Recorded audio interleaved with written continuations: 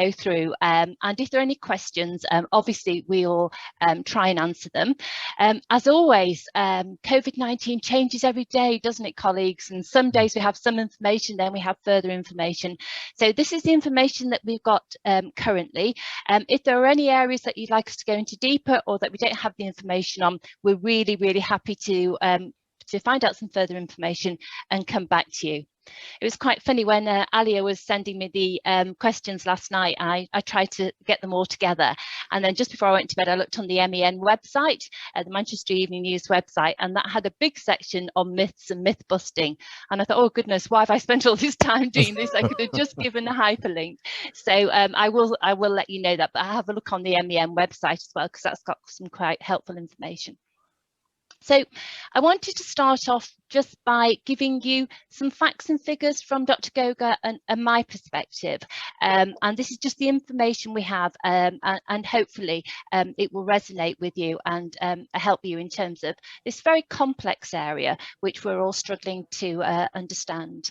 And I just wanted to start by saying, very, very sadly, we know that COVID as a virus has affected your communities disproportionately, and this really, really worries us and upsets us. And for those of you in the audience today who may have lost a loved one or a close family member or a friend, my heartfelt sympathies. But the virus has been particularly awful for your community. And in Trafford, we've been looking at, we keep an eye on the data all the time, and we do know that it has been particularly affecting of populations from BME groups and in the north of the borough.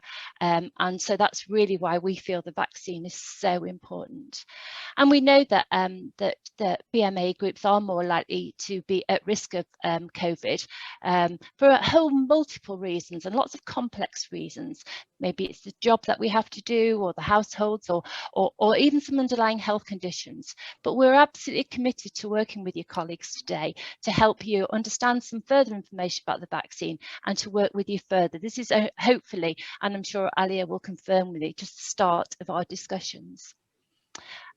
So we feel that vaccines are really important. I've spent most of my life in public health. I've worked in third world countries in public health, and vaccines to me are where I've seen the biggest difference. And we know that obviously in terms of the COVID vaccine, the main benefit of the vaccine is that it helps people to avoid the virus, but importantly, reduces the likelihood of you getting very poorly with the virus, having to go into hospital, or sadly even death. So it does reduce the severity of the disease. And obviously, when we vaccinate people, we're protecting people, protecting whole households and families from reducing the risk. We also know that the vaccine, if we don't then get the virus, then the likelihood of long COVID, which is gradually appearing as a very, very difficult condition. I'm sure Dr. Goga's got patience with long COVID, and nobody, we really want to prevent anybody having to suffer some of the ill health consequences that go with long COVID. And also, I think we're all tired now of lockdown, aren't we? And we all want to get back to being in our normal lives with our families, our loved ones, getting back to normality, schools, and back to work. So I think certainly the government feel very importantly that the vaccine will help us move to that next stage. So how does the vaccine work? Well, I'm just going to start this and then I'm going to pass it over to Dr. Goga, because I'm not an immunologist. But vaccines of all types help by introducing a system that enables your body to recognize an impending virus, whether that's COVID or whether that's flu. And it helps your body develop something called lymphocytes. And those lymphocytes are kind of like a memory, so that next time you come across that virus, your body will recognize that virus and will have lots of antibodies in store to prepare for fighting that virus. But we know that sometimes it takes a while for the body to develop the lymphocytes, and therefore if a person comes to the vaccination and they still get COVID, that's usually because they may have been infected when they came for the vaccine or just after. And one of the key things we know is that it takes some time for those antibodies, the lymphocytes, to develop so that they can then be very helpful in fighting off the virus. So that's why we always recommend that even when you've had the vaccine, it's really important that you continue social isolation. And I'll go on to side effects later, but sometimes when we have any vaccination, we do feel groggy afterwards. Sometimes we have aches in our arms, or we have slight fever, or we just generally don't feel well after that. As healthcare professionals, we always say that's a good sign, actually, although it probably doesn't feel it at the time, because what it really means is that your body is absolutely actively fighting now, and it's getting into that position of being ready for any impending virus. Dr. Goga, is there anything else you want to add about how the vaccine works? No, that was really good, Donna. That's absolutely great. Thanks. Okay, thank you. So I am now going to ask Dr. Goga about this one, because core blimey, we've seen lots of things, haven't we, on social media. Colin was just talking to us before we started this presentation about the wealth of information that's come out from lots and lots of mistrusted sources, from people that we've never been able to have any credibility, but those messages do get out there. Now, I'm not on many WhatsApp groups, but I have seen WhatsApp groups that say that the virus contains microchips, linking it back to Bill Gates, that it contains aborted fetus cells, and that somehow it can alter our DNAs. None of these are true. Absolutely none of these are true. And also, you can't get COVID from the vaccination, because the COVID vaccines don't contain any live coronavirus. Dr. Goga, anything else you want to add on this?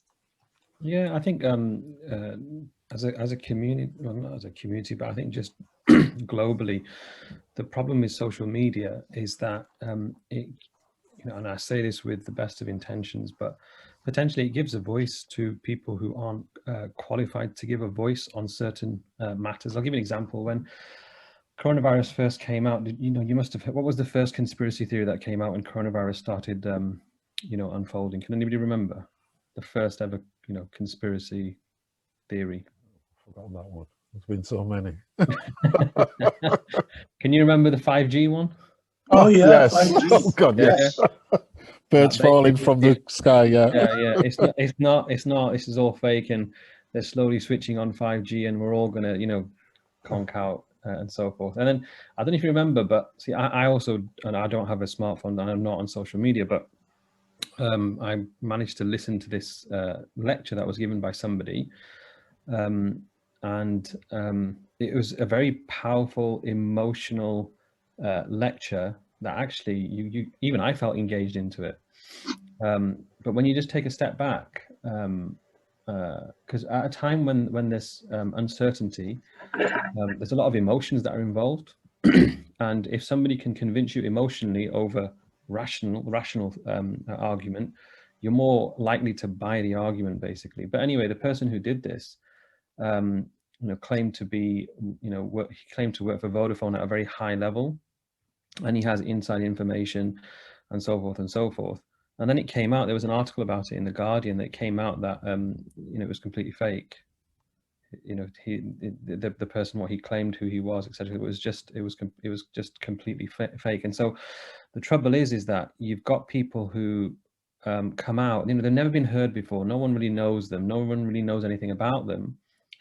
But then we, as human beings, for some reason, we give merit to unknown individuals with unknown qualifications over international experts on medical matters. And I think that's troubling. That why are we doing that as a generation? Why are we giving merit to people who, we should really question, where that information has come from. How did they draw those conclusions and so forth? Like there was talk about, there's talk about microchips so that they can, whoever they are, by the way, that they can control us and monitor us and so forth. Well, your smartphone monitors you more than anything else on the planet currently. Do you understand? That's already there, type of thing. So Donna's spot on. It has no microchip. There's no aborted fetus cells. It does not alter your DNA.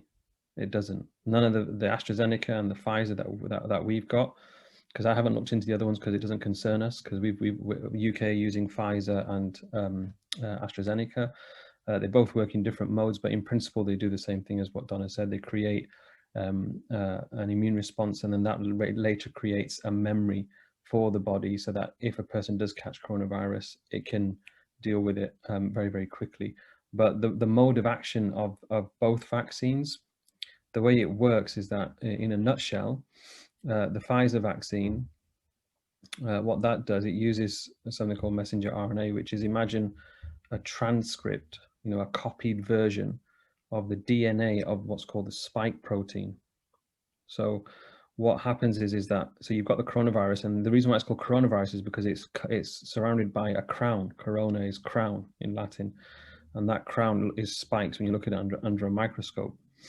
And so what happens with the messenger RNA, it takes the code for that spike protein, and then it's put into the vaccine, injected, and then the body produces a spike protein, which is the same as what's on the coronavirus, and then creates an antibody against that, so that if a human being does catch coronavirus, it can attack that spike protein that covers the coronavirus very, very quickly. But that messenger RNA, which is where the contentious issue was about changing DNA, it will go into the cells and it will change the DNA.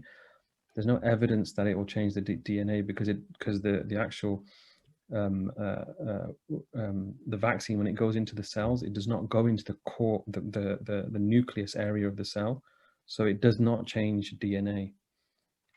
So that's where the content, where it came from, but there's no evidence that it changes the DNA. And I think it's like, well, why would you listen to someone on YouTube or Facebook over medical experts who are literally grafting to try and make this work for the world? I just don't understand it, but that's my thoughts.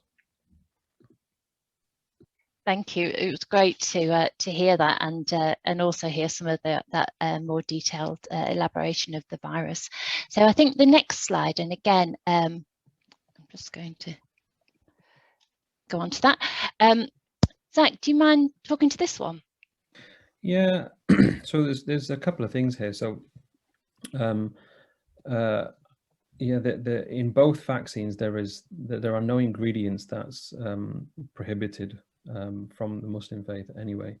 So for us it's pork, gelatin, and it's not in either. So it's absolutely fine to have from a religious point of view. But the scholars unanimously, actually in England anyway, have agreed that, look, if a vaccine is there and it clearly has a benefit, so if you want to be really, really particular about this and what is the ruling, they've all agreed that it's permissible and it's not impermissible. They've all agreed across the country on this. And then some have even extended it to say that if you are at high risk, then it's recommended that you take it, and you seriously hold that view that you should take it. So again, one thing that's really interesting is that I was on a webinar, and there were 3 really reputable scholars in this country, and there was one medic who, if I remember correctly, he is part of World Health Organization as well, in public health. That's his role, but he's also part of World Health Organization. And after he gave his presentation, a bit like yours, Donna, one of the scholars said, "Why am I here, and why are we having this conversation, whether this has a religious, even if this is a religious issue?" And the scholar made a good point. He said, this isn't a religious issue. This isn't a matter of religion. It's a matter of health. And the bottom line is that we listen to the experts, and that's it. Thank you. Thanks very much for that one. So I'm going to go on to some of the further myths, and really concerning, and I feel this for anyone who is at an age of childbearing, that they're worried that it might make them infertile. And when we look at things like fertility, Dr. Goga and I would always go to our Royal Colleges who've got the expertise and the expert advice on this. So I've just put you a quote there from Dr. Morris, who's the president of the Royal College of Obstetricians and Gynecologists. And I'll just read it out for you. But what Dr. Morris said is, we want to reassure women that there is no evidence to suggest that the COVID-19 vaccines will affect fertility. Claims of any effects of COVID-19 vaccination on fertility are speculative and not supported by any data.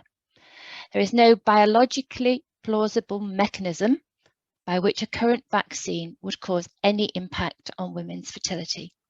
Evidence has not been presented that women who have been vaccinated have gone on to have fertility problems. And then I had a quick look this morning because one of the questions was around fertility, not only on women, but fertility on men. And I couldn't really find anything around fertility in men. All I could find was that there was some evidence in China. And again, I didn't look at the research in depth that suggested that COVID-19 itself, not the vaccine, may temporarily affect male fertility, but that was in a very small study and it was in China. So I can't give you any more about that, but in terms of the vaccine, there is no data available to support that concern. And I do understand it as a concern for men and women who are starting to reach their childbearing ages. Are the vaccines safe and do they work? Well, I think Dr. Goga's and I have already started to talk about that. They are very, very safe, and we have seen lots of data that shows that they're safe. And I suppose the key thing for us is that all of the vaccines have been approved by the regulatory authority, which is called the MHRA, and they are totally independent of the government. They're an independent body, and what they have said is that both of these vaccines, the AstraZeneca and the Pfizer, have good safety profiles and offer a high level of protection, and we have full confidence in their expert judgment and processes. And again, Dr. Goga and I would follow the advice of the MHRA in relation to that. Oh, this is a good one. Why was it developed so quickly? And you're absolutely right, colleagues, to ask that question, because most vaccines do take a long time to develop, and that can be for a range of reasons. I think probably the first thing is that just to be aware that the research didn't start in January in 2020 when we started to hear around COVID-19, but lots and lots of research has been going on for years and years about other coronaviruses. As Dr. Goga says, there are hundreds of different coronaviruses, of which COVID-19 is one of them. You might have heard of something called SARS or MERS, which again were circulating about 5 or 6 years ago. And so a lot of work was done on how we can start to develop vaccines for all coronaviruses. And that effort now has been really helpful. I have to say there's been a huge amount of funding, and vaccine developers in other areas have almost wondered why, but there's been a huge amount of funding from both government and from private donors. And you've probably again read about the private donors who have contributed substantially to vaccines for this global pandemic. And again, scientists working together around the world, because it is a global pandemic, scientists from all over the world have been working together.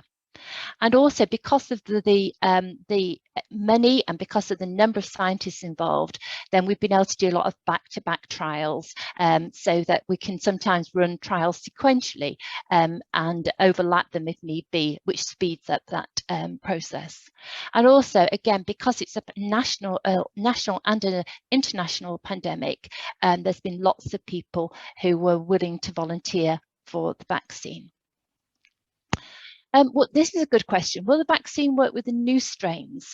You probably, again, heard about the evidence of some new strains that was almost on the border of Trafford in our communities in Moss Side and those bordering communities. There's no evidence at the moment that the new strains will not be responsive to the vaccine. So we're continuing to vaccinate people as normal. But again, like Dr. Goga, I listened to a really good podcast from one of the manufacturers of the vaccine, and they said, you know, we are storing lots and lots of different vaccines so that we can activate them whenever there's a variation to the viral strain. We know viruses are very, very clever, and every year they do have mutate, and they do have a number of small variations. So, but rarely they make the vaccine ineffective. So again, it's one of those really important watching briefs, but the scientists that I heard on the podcast really convinced me that they've got a really good understanding of the new strains. Should people with long COVID get vaccinated? And we would say yes. And the medical the MHRA have looked at this and decided that it is really important for those people who've already had COVID, as well as those people who haven't. But obviously, if you are at all worried, I think that probably one of the key takeaways we'd say from this is talk to a doctor, talk to a clinician, because it's really important that your own individual circumstances are taken into account. What about if I'm pregnant? Now, we, as a country, we are very hesitant around giving vaccines to pregnant women because obviously there's a huge amount of concern around that. So at the moment, there are only 2 small groups of women who are pregnant who can be vaccinated. And those are the ones with very high risk medical conditions. I've just listed them in the adjoining box for you, or some health and social care workers who are at very high risk of catching COVID-19, potentially those ones who are working in acute settings where they're exposed to patients with the virus. So at the moment, we aren't offering it widely to pregnant women. But the research, and again, we looked at the advice from the Royal College of Midwives, again, who we would always look to for advice on this, says that you can have a COVID vaccine if you're breastfeeding, and you don't need to avoid pregnancy after the vaccination because the vaccine cannot give you or your baby COVID-19. So I think I'm just going to finish at this point and ask for further questions. I think I really wanted to make the point that vaccination isn't compulsory and it's done with consent. So everybody who would turn up at either Dr. Goga's clinic or anything else, they will be asked to consent that they want the vaccine. And I understand that people feel nervous and that they're being pressurised. And I think it's absolutely reasonable for you to have some time to think about it. Don't feel pressurized. We're offering vaccines at the moment, but the door won't close. So if you want to take some more time to think about it before making your decision, I really, really would encourage you to do that.